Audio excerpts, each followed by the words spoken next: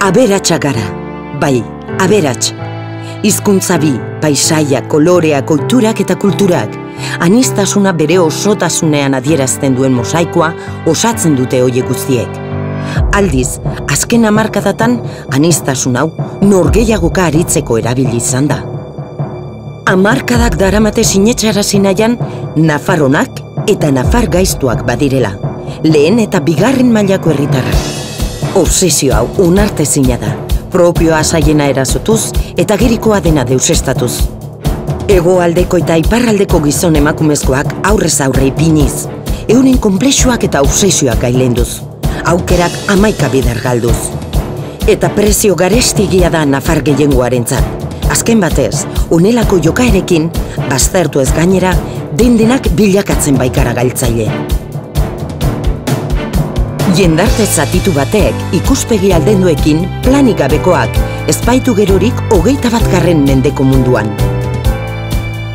Konpartitutako geroa sortzeko gai ote gara. 2020ko Nafarrorako plan bateratua posible alda. Akatsetatik ikasteko gai ote gara. Dogmek eta portaera sektarioek ezin digute lapurtu etorkizun hoberenaren itxaropena. Konpartitutako proiektuarena alegia. Denona, denontza. Nafarroa zabal eta demokratiko baterantz eramanen gaituen norabideari heldu behar diogu, adorez, balentriaz. Munduari konektatutako Nafarroa zabal baterantz, mapan koka gaitezen, festaren herrialdearen irudiak gaindituz.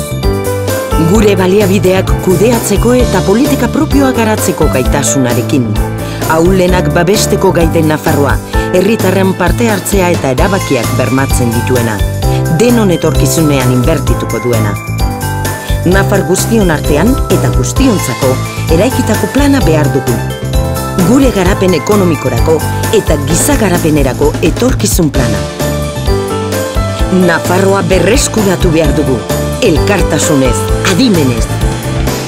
Egin nahi dugu, egin dezakegu. Orain bai. Geroa bai.